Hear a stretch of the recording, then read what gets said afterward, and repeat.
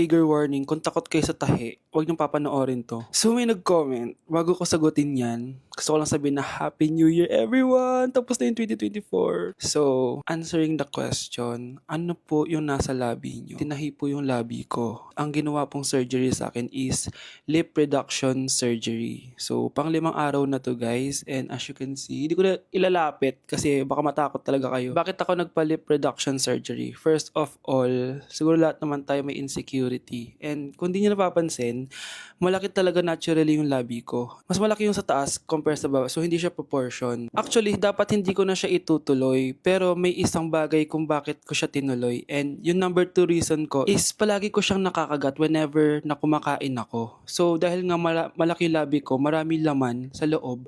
So, kapag ngumunguya ako, nakakain ko siya. Ang tendency, hindi nawawala yung singaw ko. And lumalaki yung singaw ko kasi palagi ko siyang nakakagat. Imagine, hindi lang isa, hindi lang dalawa ko siya beses nakakagat, kundi siguro mga 5. Ganun kalala. So, dugong-dugo talaga. Kaya tinuloy ko na rin siya para finally mabawasan na yung laman niya sa loob at sana hindi ko na siya makagat in the future. Pero syempre, para mas maging confident na rin ako sa mga pictures. Kung nagtataka kayo kung bakit after Pasko or December 26 ako nagpa-surgery, is yun yung earliest na appointment na pwede yung doctor ko. And yun na yung ginrab ko since kailangan kong gumaling before ako bumalik sa school. Kasi di naman ako pwedeng bumalik sa school na nang ganito yung sitwasyon ng bibig ko. Paano ako magre-report, diba? Ito na ata yung sinasabi nilang New Year, New Me.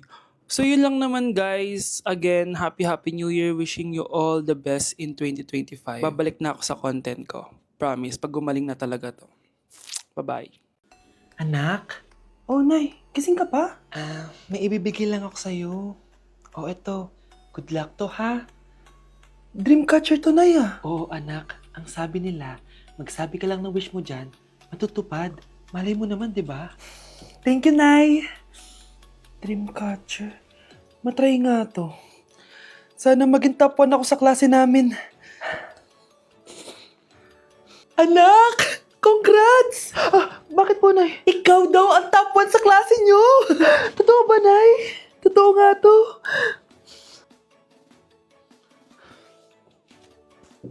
O anak, saan ka galing? Nag-apply ako sa trabaho.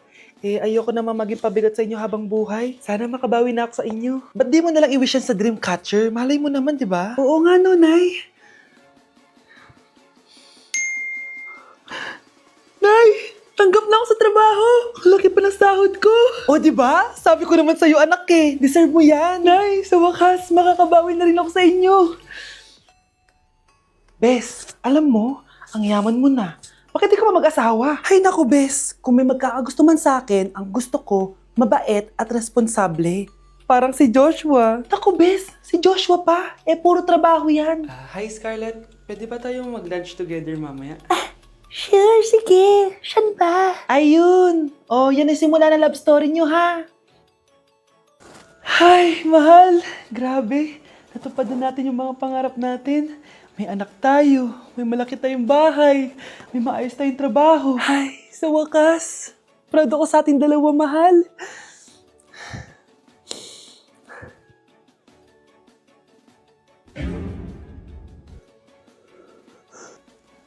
Mahal? Nay! Impostor? Bakit nandito ka ha? Walang iya ka? Bakit mo ako ginagaya ha? Baka nakakalimutan mo, nanay mo ang sumira ng mukha ko. Ha? Wow! Hoy, Sofia! Tandaan mo! Katulong ka dito, di ba?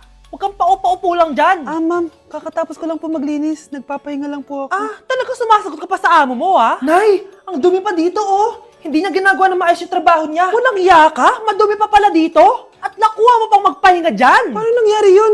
Ma'am, nilinis ko na po yan. Maniwala po kayo. Oh, eto. Ay! Yung mukha ko! Ang sakit! Ayan! Pati mukha mo, dudumi na. Umalis ka na dito!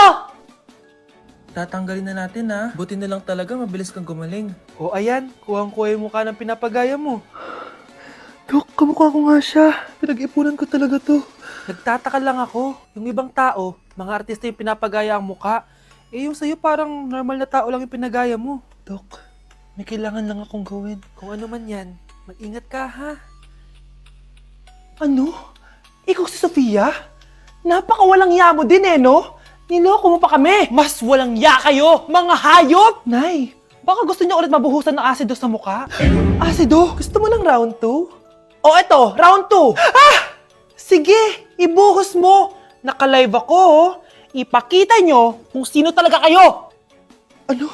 Alisin mo yan. Ano? Takot na kayo, no? Tignan ko na lang kung hindi kayo masisira sa mga tao. Hindi kami pwede masira.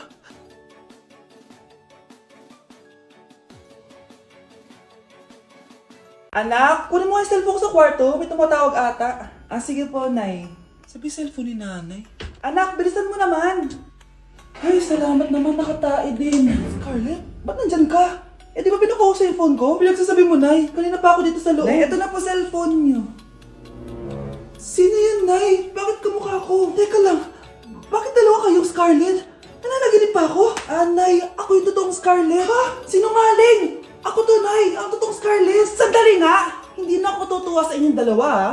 Isa lang ang solusyon dito. Magtatanong ako at kung sino ang makasagot ng tama, siya ang totoong Scarlett. Unang tanong, saan ako may balat? Balat? Ah, Nay! Sa puwet! Nay! Sa kifi. Tama! Kifi. Ha? Totoo ba, Nay? O, diba? Alam ko. Susunod na tanong. Ano ang timbang ko? Mukha kang 100 kilos, Nay. 75 kilos? Tama! 75 kilos! Yes! Huling tanong. Ano ang birthday ko? Birthday? Mahina pa naman ako sa ganyan. April 14, 1977? April 15, 1977. Tama! Ikaw nga ang totoong Scarlett! At ikaw, dahil talo ka, lumayas ka na dito! Impostor! Ay! Sino ba kasing Scarlett na yun? Bakit kamukha ko siya? Anak, kilalang kilala mo talaga ako, no? Siyempre naman, Nay. Anak mo ko eh. Worth it lahat ng pagpaparetoke ko dahil sinira mo ang mukha ko noon. Ngayong napaniwala na kita, gaganti na ako sa'yo. Wow, Edward! Ang ganda naman ng bahay mo. Simula ngayon, Scarlett. Dito ka natitira, ha? Masanay ka na. Matanong ko lang, bakit pala gusto mo akong panagutan? Eh, di ba iniwan mo na ako? Scarlett, hindi naman talaga kita iniwan. Alam mong, kinailangan ko lang sumama ng matagal sa ibang bansa. Kasama yung mga magulang ko. Ang importante, nandito na ako, Scarlett. Bubuo na tayo ng pamilya. Ang sarap naman pakinggan nun. Oh, Scarlett, bakit? Ang sakit ng tiyan ko! Ha? Teka lang, tatawag ako ng nurse, ha? Diyan ka lang. Edward. Buti na lang dumating ka, tita. Ako, Edward, salamat sa pera, ha? Makakasiguro kang kay Scarlett Lato mapupunta. Bakit nandito yung babaeng yan, ha? Paalisin niyo yan! Ha? Ano nangyayari? Scarlett? Anak, di mo ba kilala? Nanay mo ko. Hayaan mo, baka dala lang ng pagbubuntis niya. Tawag lang po ako ng nurse, ha? Scarlett, diyan ka lang, ha? Edward, wag mo akong iwan, please! Wag mo akong iwan dito sa babaeng to! Akala mo ba makakatakas ka sa akin? Binigyan ako ng malaking pera ni Edward, oh. Nakuha ko ng gusto ko. Ngayon, pwede ka na mawala. Nay, wag po, please. Scarlett, pigilan niyo babae niyan! Brianna? Tita, anong ginagawa niyo kay Scarlett, ha? Wala. Ina-adjust ko lang yung unan niya. Napakasama mo, tita. Sariling anak mo, papatayin mo. May ipapakulong ako dito. Ano? Kulong! Edward, nakatakas siya. Scarlett, hayaan mo na siya. Hindi ka na niya pwedeng saktan, ha? Paano yung pera? Buti na nakatakas ako. At least may cheque naman ako. Nasaan na yun? Nasaan na yung cheque? Ito, oh, naiwan niya. Thank you, Edward. Masaya ako para sa inyo, ate. Scarlett, Brianna, hanggat nandito ako, poprotektahan ko kayong dalawa. Wow! Gising na siya! Ang pala mo nandito sa bahay. Nay, wag ngayon, please. Alam mo, bilib din ako sa'yo eh. Wala na nga tayong makain, nagpabuntis ka pa. Buti pa yung anak ni Rosa, pag-aaral ang inatupag. Nakakawalang gana! Yan, umalis ka! Diyan ka magaling! Kasalanan mo to! Sinira mo yung future ko! Ate, please, tigilan mo yan. Walang kasalanan yung bata. Hindi! Dahil dito, galit sa akin si nanay! Kaya dapat mawala na to! Ate, wag! Ate! Anak, kain ka na. Nay, sorry anak ha sa mga sinabi ko. Hayaan mo, babawi ako sa'yo ha. Thank you, Nay. Nay, sumasakit yan ko. Nay, Oo, yung pinag-usapan natin ha. Hihintayin ko ng mga anak tong babaeng to. Pag nabigay ko na yung bata, ibigay mo na agad yung pera sa akin, ha? Balak ibenta ni nanay yung anak ko. O anak, okay ka lang? Walang iya ka, Nay! Ang sama mo! Akala ko, totoong nagbago ka na. Pera pa rin pala yung nasa utak mo. Abay, bakit? Wala ka nang pakinabang dito. At least yung anak mo, mapapakinabangan ko. Wala ka namang papakain dyan eh. Napakasama mo! Lalayas na ako sa impyernong to! Sige, lumayas ka. Sino tinakot mo? Tignan natin kung saan ka pupulutin. Hello, Bes. Hello, Bes. Kilala mo ba si Edward? Oo, Bes. Siya yung ama ng dinadala ko. Mayaman pala sila, Bes. Gusto kanyang makita kasi gusto niyang panagutan yung baby mo. Talaga? Oo, Bes. Ito na yun, Bes. Bes, hindi mo na kailangan magtiis na nanay mo. Hindi pwedeng anak ko lang ang makikinabang sa yaman ng lalaking yun. Dapat ako din. Gusto mo ba talaga ako makilala, Scarlett? Oo, dahil hindi ako matatahimik. Magkita tayo malapit sa puno ng mangga. Ako ikaw, Scarlett. Galing ako sa future. Paano? Paano nangyari yun? Basta, Scarlett, ayusin mo yung mga desisyon mo sa buhay, ha? Sige na, baka mahuli pa ako ng mga humahabol sa akin. Sandali! Sino humahabol sa'yo? Sino ba yung humahabol sa kanya? May mangyayari ba masama bukas? Bakit di pa siya tumatawag sa akin? Nay, si Biana po, pumasok sa school? Gumala daw kasama yung mga kaibigan niya. Tumatawag? Hello? Si Scarlett po ba to? Kaibigan po to ni Brianna. Nakidnap po siya kanina. Hindi ko po alam anong gagawin. Tulungan niyo po kami. Sinakay po siya sa van. Nay! Si Brianna! Nakidnap! Diyos ko! Anong gagawin natin, anak? Bakit tayo mo sumagot? Sabihin mo sa akin anong gagawin ko? Nay! Nay! Saan pumunta si nanay? Scarlett, dyan ka lang ha. Pupuntahan ko yung mga kidnapper. Napakadelikado naman ang ginagawa mo, Nay! Diyos ko, anong gagawin ko? Hello? Buti naman tumawag ka na. Alam mo, kasalanan mo lahat to eh. Kung pinaalam mo sana na makikidnap si Brianna, hindi sana pinigilan ko siya. Scarlett, may malaki tayong problema. Nasa bahay niyo yung humahabol sa akin. Magtago ka na. Scarlett!